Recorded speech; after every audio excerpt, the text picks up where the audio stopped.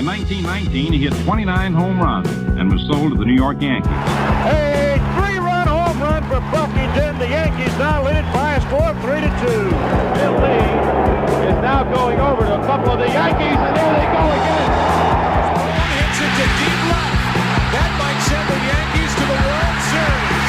Varitek and A-Rod going at it. Roberts is going. Posada's throw. Roberts safe. And what can I say? Just tip my hat and call the Yankees my daddies. Welcome to Fanbase, a deep dive into the greatest rivalry in sports. Episode 173, probably my least favorite one.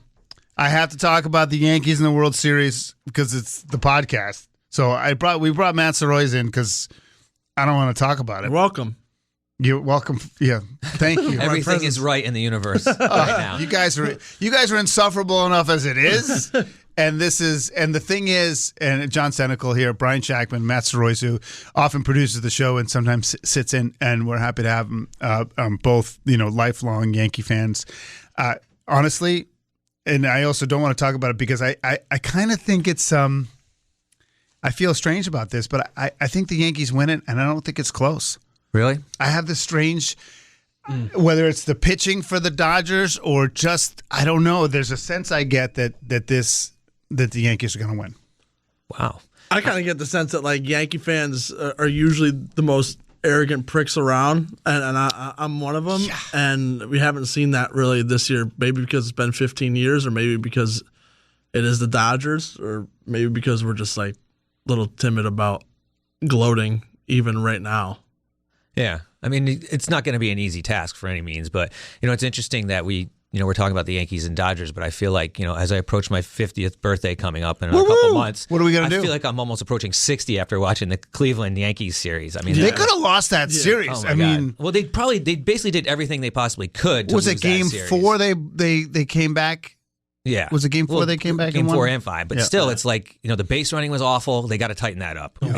If they don't tighten that up against the Dodgers, it's not going to work. They have to. I feel like they probably ran themselves out about 6 runs in that whole series, which, over the course of 5 games, that's a lot. So you guys are less confident. I mean, I'm confident. Sounds like he's less confident. You're confident but don't want to talk about it. Yeah, I don't want to talk about it yet. I really don't because why'd you want to come on the podcast? Because I want to talk about it. I think he's more forced to come on the podcast. I don't think it's so much we're not confident. I think it's just, I think we understand what's ahead of us. I mean, these are 2 teams that are marquee teams that haven't met in a World Series in 43 years. When you think about that, how is that possible? You got 2 of the most marquee franchises in baseball, and it's taken 43 years for them to meet each other in the World Series. And if you go back to 1981, the Yankees, it was a 6-game series, and the Yankees won the first 2 games in Dodger Stadium. And then they went on to lose the next 4 very close, all by 1 run except the final game. So it's going to be a big matchup. But you think it's going to be a blowout. I feel like it's going to be more of a 7-game series. I think it'd be great. I think baseball could use a 7-game series. But I mean, listen, what you have 2 of the top 3 payrolls, right, in baseball. Mm-hmm. And it shows you that money does matter. And star power, I would argue Dodgers have it over the Yankees with Shohei and Mookie. Is that Trump, Judge, and whoever? I don't necessarily think so. I think, you get a big bump with Shohei because it's the global appeal, right? I mean, you guys are both kind of down on him. That's the deal with him. I'm down on him for a different reason. When you talk about all-around stars, I don't think it's much different. I mean, with Judge, with Soto, with Cole. Mm-hmm. Soto's not there yet as a star. Oh, that's ridiculous to say. Soto as a branded star, the best all-around player in baseball. He might be, but as a star. I'm talking about name recognition. I'm talking about people the average person's going to tune in to watch. It's not Juan Soto. No one's tuning in to actually watch Juan Soto. But what they're going to see when they do tune in is, like they said, a generational player. No one controls the strike zone better than him in baseball right now. The guy never looks nervous. I have 100,000% confidence in him every pitch that's coming up. Listen, they've worked around Aaron. They're going to work around Aaron Judge if they have to. The Dodgers, they will. I mean, the Indians did it and it backfired on them. Right. But the Dodgers will not let Soto beat them. Soto. No, they're not going to. It's just not going to happen. Where Cleveland would pitch to him and get burned, the Dodgers aren't going to do that. So the Dodgers are going to walk both of them? No, they're not going to walk him. They're just not going to give him pitches to hit because he does not swing at pitches that are off the plate at all. I mean, it could be 7 centimeters off the plate. He's not going to swing. I said it to a buddy of mine, too. I feel so bad for the umpire. during a Juan Soto at bat because Juan Soto's never wrong. He's never wrong. Like if it's a little bit low and he doesn't swing and it's called a strike, he's like, "That wasn't a strike," and he's right. Like it shows on like the box on the TV or whatever. Yeah. You see, it wasn't a strike, and he's so methodical. I haven't seen a player go in the strike zone since Boggs and Gwynn. So really, you know, what? It's funny because you talk about Boggs and Gwynn, and I haven't watched Soto enough. The guy who I thought had an even better eye than Boggs was Ortiz. Ortiz had an incredible eye. He really saw the strike zone better than anyone. I paid more attention to the game probably during then. I didn't watch as many games even in '86 just because the availability of them. But I haven't seen Soto enough. I mean, you sent me that at bat. You mean take us through that the one at bat you sent to everybody? The at bat where he hit the 3-run homer in the last series against the Guardians. In my 35 years on this planet, I don't think I've seen a better at bat. Well, take people through it really because quickly. He went down like one, 7 pitches, I believe. Yeah, on 7 pitches. But it's not just that. No, he went like 1-2, and really it shouldn't have been because the first strike I believe was like 1-0, and then like the first strike was low, and he like shook his head. And he was like, that wasn't a strike, which he was right. And then after every pitch he fouled, he would like nod his head like, I got him. And you think he was like doing that to the pitcher or internally? He always does that. He just he controls the at bat. I think a lot of it is psychological with him. With like the shuffle he does, he like stares down the pitcher and everything like that too. But that at bat, after every single pitch he fouled off, he was like nodding his head. And then the one right before he fouled it down the first baseline, he like swung straight like with it, like a practice swing with his hand only, like straight across, like his basically like where the lettering is on his chest. Mm-hmm. And then he fouled it off down to first, and then he nodded, and then like when he turned his head, like they got a camera angle of him saying, "I got him now." Yeah, he looked right at Aaron Boone said this. He looked right into the dugout and said, "I got this." That's just ballsy. And then the pitch that he hit was not an easy pitch. That ball was actually out of the strike zone and up. The catcher was standing up, and it was the only fastball he saw too. Which is that's the thing. better. Why even throw one? Like why even throw it? Why because even it's a throw cat and fastball? mouse game, and he is such a good hitter. He knew that pitch was coming. Right, but the point is that if he's sitting on fastball all the time, why ever throw him one? You can't beat him though. That's the pitch he had to throw because he was coming with changeups the whole time. So he had to try something different. He had to try something different. I don't know. And you're talking about Gaddis, who's one of definitely top 10 reliever in baseball, not closer, but setup man. I mean, the Guardians bullpen was totally exposed in that series, right from their whole big three that they touted the whole time. Every single one of those guys blew a game in their own right. Right down to Class A, who I don't know if anybody's buying stock in Class A after that series. Seriously. He's John Senecal, Matt Soroyce, Brian Shackman here, Fan Base, a deep dive into the greatest rivalry in sports. Episode 173, we're going to do predictions, so let's do it right now. Just say who's going to win, how many games? I'll take the Yankees in 5 in the Yankee Stadium. Because I just... Selfishly, I want to see them do it at Yankee Stadium. You don't think it's going to be close either. So you think it's Yankees in 7? Yeah, I do believe it's going to go that distance just because the way the teams have stacked up all year.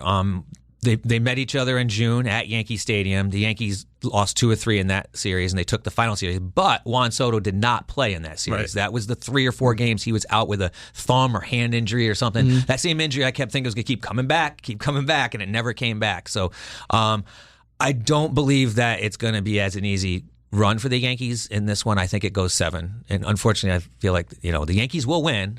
But unfortunately, I think it will be in Dodger Stadium. I was going to say like a Yankees in 5, but you took it. So I'll say Yankees in 6. And I'll just say that all 3 games in New York are 8 o'clock starts. All of them are 8 o'clock starts. But it's not going to be as cold as it usually would be. Like the weather's not going to be as warm as it is now when we record this. But it's not going to be like... I honestly feel like if you're living out in LA for 8 months a year or whatever, like coming into Yankee Stadium and it's 40, you're going to suffer. And they're not going to get that. So I think maybe the Dodgers will steal one in New York and make it go back to LA and win it on the road. So it's going to be interesting to see how the games play out in LA. The pitching to me is the most important thing because I don't know who pitches for the Dodgers. Like I don't know any. Well, the Dodgers only have 3 starters. Right. Well, that's to me ultimately so that's a problem. They're going to have their $250+ million payroll and they're going to do bullpen games. Yeah. Well, I mean that's the That's the thing now. nuts I mean, to me. everyone Yeah. loves throwing bullpen games out there, and fortunately for the Yankees, the Dodgers don't have a fourth starter, so that's what they're going to have to go with. They're going to have Flaherty in Game 1, who is a local guy from California, who interestingly should have been a Yankee, but the doctors nixed that deal because his medicals weren't lining up. So he's probably going to have something to prove there to try to show the Yankees And wrong. as of Wednesday, we don't even know who's after Cole. We at least know Yamamoto's 2 for Dodgers, but we don't know anything else. We don't know anything else for the Dodgers after Game 2, and we don't know anything about the Yankees after Game 1. Yeah, it'll probably be the same as You they got to assume it's rolled going to be out. the same It's as probably going to be Carlos Rodon in Game 2, maybe Clark Schmidt, maybe So why wouldn't Nestor they have? Cortez Why in wouldn't they Game have? 3. Why wouldn't they have Well, I don't announced think it? that because they don't have to, and they're also waiting to see about Nestor Cortez. I mean, he won't be a starter, but it's all signs are pointing towards Nestor Cortez being on the roster and the Yankees carrying 13 pitchers. And it was interesting when they interviewed Cortez about him coming back. Now he's dealing with elbow issues, which could go real south Could real ruin fast. his career. Right. That being said, he said he talked to his agent, he's talked to his family, and in their opinion, missing a year out of baseball would be worth it to get a World Series ring, in his own words. Wow, he was on the record saying that. Yep. Yeah, that's what he said. That's No, I was awesome. like, I don't really know him that well, and nor do I necessarily like him, but that makes me like him. That's gutsy. I don't know if it's smart, but Real it's- quick side note, another thing that someone else mentioned, and I want to bring this up because it hasn't been talked about before. Brian Cashman was on High Heat with Chris Russo the other day, and he was asked about the World Series drought for the Yankees. It's been 15 years. Yeah, 09. And Cashman came out and said, well, I don't really consider it 15-year drought. And they were like, why? He goes, well, basically because in 2017, we were cheated out of a spot in the World Series. Because of the Astros. Because of the Astros. Yeah. So that's really the first time anyone other than Cody Bellinger really has called out the Astros, in my opinion. Yeah, it didn't make much news though. I mean, I don't remember even hearing about it. Well, it was on Tuesday when he talked about it, so it's only a day old, but it was it's an afternoon thing. Maybe not a lot of people were watching. I was listening to it on the radio, and I was kind of like, wow, did he just really call the Astros out for Well, I'm cheating? sure Russo went on to talk about it on a Sirius XM show, probably. I mean, good for Cashman. I mean, who's to say they would have won the World Series? It also shows that it's still there, right? Baseball does not forget, and they will never forget. Baseball in general is not going to forget that they cheated the 2017. Can I make a digression really quickly? Yeah. Because we got predictions. You got Yankees in 7. Matt has Yankees in 5. I have Yankees in 6. So we all agree on that. I want to get to Fernando and Shohei's ball, but I do want to mention, it is the 20th anniversary of the Sox ending the curse of the Bambino, and there's been a bunch of different things. The Boston Globe did a 2-part podcast. It was okay. I mean, it was still fun. They talked to basically Damon and Millar, but the Netflix documentary got like everybody. And Peter Gammons mentioned on Wednesday that Pedro was the first person to go on record to say they found a microphone in the clubhouse in Yankee Stadium in the ceiling panels of the Red Sox side, the visiting clubhouse. Really? Uh-huh. And then it was concurred by a couple other people. I guess Mirabelli is the one who pulled it out of the ceiling. I don't know. It's the first I heard of that, and I just didn't know if you guys wanted to react to that. I hadn't heard of that one. I haven't heard of it either. It's just about cheaters, Maybe it's not always the Astros. Yeah, I believe everything Pedro says. Are you kidding me? Pedro is like there's God, and then there's I guess Jesus, and then there's Pedro. I mean, Pedro is like he's the greatest. I could watch on. So a do they have loop. any evidence of said microphone, or just them saying it? I think it's just them saying it. Because without evidence, I'm calling BS on that. Whatever. They have to save the microphone and produce it. Well, I mean, Tatuve was supposed to be wearing a wire, and no one's seen that, so I can't believe that. So you don't believe that? No, I don't believe that. I Even believe with they the- were banging in with- garbage cans. That's for sure. But I mean, listen, come on. They're gonna start. They're gonna say there was a microphone in the ceiling, That's what they said. They said they actually pulled it out of the ceiling. and no one decided to do anything, take a picture of it, say anything to MLB. That would be my only thing is like, why wouldn't you report it? Exactly. Because it's a bunch of BS. But why would you lie about it? Why would you make that up? Because That's you the can't other side prove of it. Why not? But just why say would it? you make it up? Because you can just say it. Well, no. You're talking about the same team that fought each other over the World Series baseball. That was Mankiewicz. Exactly. He took it. He didn't care about the rest of the team. He took it home with him. Right, but that doesn't mean the question essentially is why would they make that up? I don't know. Right. So you don't have an answer for that. Because they can. No, because I'm not saying they have proof, but I'm saying like what would motivate them to make Dude, it up? people see Bigfoot and they get a picture. People find a God, you guys microphone in a ceiling. Like, I ain't gonna say nothing. Man, when Don't you're worry old, about it. You're gonna be the grumpiest dude on the Don't block. worry about it. What are they going to get from It's a totally microphone? normal. I forgot it was like they said there was like a lavalier there was like a thing with the red light. Joe Buck probably left it there. Picking up what music they're listening to before the game? I don't even know what sort of intel they could get. And maybe it was there all year, some larger scheme. I don't know. Speaking of the game, who's going to afford to go to these games? Okay, Asking price is like $1,000 to get in. I have a big thing I talk about a little bit on our morning show on WTIC News Talk 1080. The concentration of wealth in this world, there are people who can pay it. So if there are 40,000 people who can pay $1,000 for SRO, it's going to stay that way, right? It's not going to change unless people don't pay it. And I will also say the prices paid sometimes doesn't match up to the list prices because sometimes these tickets don't get sold and then the prices go down. But what I would say is that the concentration of wealth in this country hurts the average fan in sports. Because and also like if I still had Red Sox season tickets and they were in the playoffs, I would probably have paid $250 for bleacher seats for the World Series. And if I could flip them for $1,000 each, I would. Absolutely. Yeah, But even if the price goes down as the game approaches, it's not going to drop more than half. So you want to pay $500 to go stand and watch a game and drink $15 beers and not even know if you're going to be looking at someone else's head in front of you? No, thanks. I would say to my son if he wanted to go and he was crying that we sold the tickets, I'd say, listen, I'll buy you a bleeping Xbox. You know what I mean? It's still going to be cheaper to sit on your couch and drink 1,000 beers and order nachos. I mean, being at a game like that is great, right? But you want to be at the game they win. That's the memorable one, right? But there's no predicting that. That's exactly my point too. Is I can't imagine spending game one $1,000, $2,000, $3,000 and then taking the ride home after the Yankees lose that game, right? Or if it's just game one or game two, game three, the only guarantee right off the get-go would be if you got a game four, right? You could win it in four. Right. But if it's going to go to game seven, there's no possible way you're going to get in there buying it the day ahead of time anything less than $1,000. Right? It's just not going to happen. Well, when we did our playoff ticket drafts, when I had season tickets, I would just pick World Series Game 7. That's all I would do. And if I didn't get to go to a game, that's fine. Because I was there in 04. I was there in 07. I was there in 13. And so the only time I want to watch is if it's really, really dramatic. It makes total sense. I mean, the best seat in the house is still in your house on the couch. Watching the game 3 against the Guardians and the Indians, honestly, the Yankees lost that game, but that was one of the best baseball games I have ever seen. And my wife is always like, "What? Get off your phone." I was like, there's something fun about the text threads, too, during those games. Like, I used to live tweet big events, but Twitter doesn't mean the same. It's not just because of Musk. It doesn't have the same energy that it did, 10 years ago or whatever. But seeing you two guys text each other is fun. You're probably on multiple Yankee text threads, Oh, yeah. I'm sure. Yeah. It's hard because I got like 3 different ones going, and I'm like trying to fire them off. It's really funny though, like how closely we think though, Matt. Like that's true. You'd be sending stuff, and we'd be flinging it right back and forth, thinking about the same thing. But I do enjoy that part of it. It's really fun. It's great because you get to interact in a way with the people who are with you on your couch. So if you're not at the bar with that buddy or at their house, you still share it. And let's face it, guys are weird about friendship and bonding, and it's a weird way to feel that connection to your friends. He's John Senecal.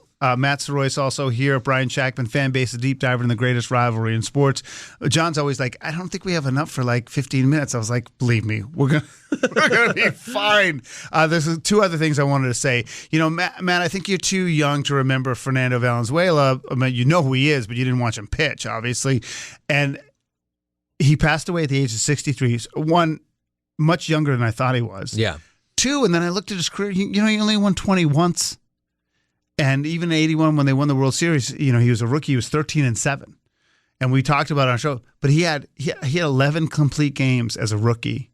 He peaked in 86. The one year he won 20. He won 21-11. He had 20 complete games. I mean, that's stuff that never gonna happen. Never will happen again. You got guys I don't know. Garrett Cole probably has a couple, but you're gonna have borderline Hall of Famers who won't even have 20 in their career. No, not a chance. If a pitcher throws 3 complete games in a season now, it's a lot. Yeah. It's a lot.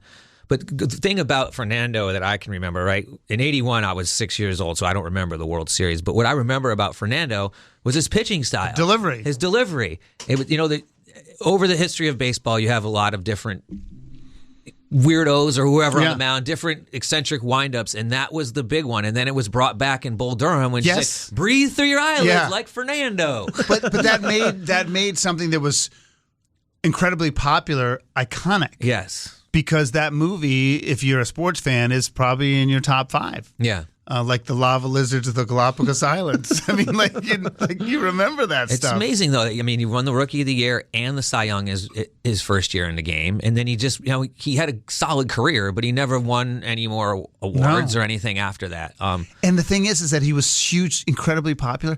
He never in an interview spoke a lick of English. Like not one. Like not once. I mean, but everyone knew who Fernando was. Everybody knew who he was. The other thing is the Shohei 50-50 ball. So it was his 50th home run. Is that what the ball is? Yeah, because home run he already had from Miami, Florida. Yeah, he already had like 51 or 2 stolen bases. So this ball goes for over $4 million. 4.39 at auction it goes for. Why?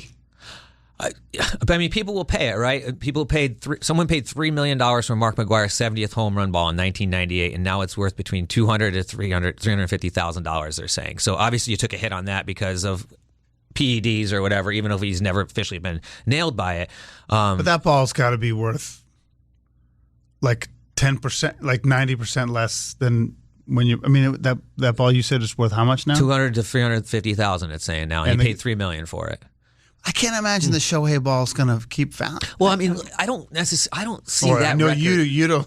Matt He can't hates stand Shohei. him. It's going to be worthless in about 3 or 4 years. I mean, I could see 50-50 being broken again just with the talent that's coming Yeah. up and the And fact with that- steals, with the pitch clock steals, exactly. are a bigger deal. Yeah. But what's interesting about the Shohei ball is technically really no one owns this ball right now. There's 3 people fighting over this ball, and it's in litigation in Florida, but all 3 parties agreed to let it go to auction, and it will be settled afterwards who gets what part or who gets all the part. So we don't have a clear-cut owner. Somebody No. has possession of it, but they might not be the.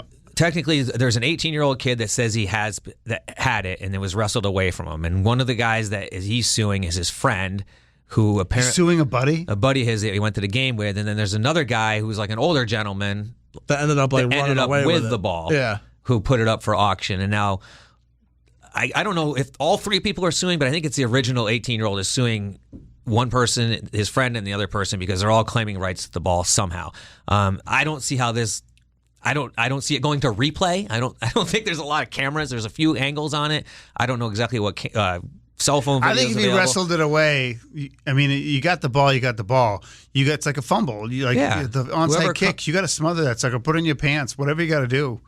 It went into a weird spot though. It went into like a seating area where it was like up tall seats. It wasn't a ton of people in the area, 'cause it was, and it was something where it bounced around, so no one actually got it right away. Right. It hit the ground and bounced around. So again, I agree with you, Brian. Whoever came out with it on That's top their ball. and was holding that ball in their hand on camera, is my opinion, is their ball. No, you can't stand him because you think he lied about betting. That's essentially your point. Yeah, he threw and his masseuse guy under the bus. listen, I make the point that there's no way. That's next. That's next. I made the point that there's no way that $16 million goes missing from your bank account and you just don't know. And then when the scandal comes out, you're laughing and joking with the guy that stole said $16 million from your bank That account. is like the video of him like the next day after the news broke. Just laughing and with the joking in the dugout. Yeah. Like what the hell is that? It makes no sense to me whatsoever. And I make the point too that like for a common man like you and I, imagine your wife takes $100 out of your wallet. You're gonna notice that. Yeah. I had $100 in there. Like, where did it go? Like, I needed gas and groceries. Okay. I might still laugh with her the next day, though. But yes, I would definitely notice. There's no doubt no one like that, if you're that meticulous about baseball, is that frivolous about money. And I'm not blaming him 100% because I think Major League Baseball just swept us under the rug. Oh, and 100%. Didn't do a full investigation like they said they did. It's There so was fun- no full investigation because if there was, I'm still convinced that something would have came out. And When was the last time MLB did a full investigation? Yeah. It was the Mitchell report, right? What a joke that was because Yeah. the names weren't even Oh, supposed to yeah. be made public, right? Yeah. The Astros was a joke. Yep. The Yankees and Red Sox Apple Watch, and now the microphone in the ceiling Yeah. was a joke. And this Shohei thing was a joke. That didn't even get investigated. They were just like, all right, let's see. Interpreter, that's the guy. yeah, there's your fall But guy it's right so there. if it's so obvious that that's the case, why aren't more like journalists taking the league to task. Because they don't want to be locked out. Yeah. They don't want to be shunned. And it's gone. It's like, the MLB has just spun it off into the distance. It's not even, no one even talk. We're probably the only ones talking about it right now. I know. It's true. Matt, you should keep going on this. You should invest. Oh, I'm going to. You should quit your job and move to LA, learn Japanese, and solve the crime. That's what I think you should do. If I knew that there would be an outcome with him being banned from baseball forever, you would do it? I would do it. What happens when the interpreter, do like 25 years from now, comes out and be like, this was all a bunch of crap, dude. I literally took the fall for this guy. He had all this money to burn. He was just pissing money away on horses. Fall, he'll give me $1 million when I get out, and everything will be fine. So I can put it down on a parlay. He's Matt Royce, John Senecal. I'm Brian Shackman. You've been listening to Fanbase, a deep dive into the greatest rivalry in sports.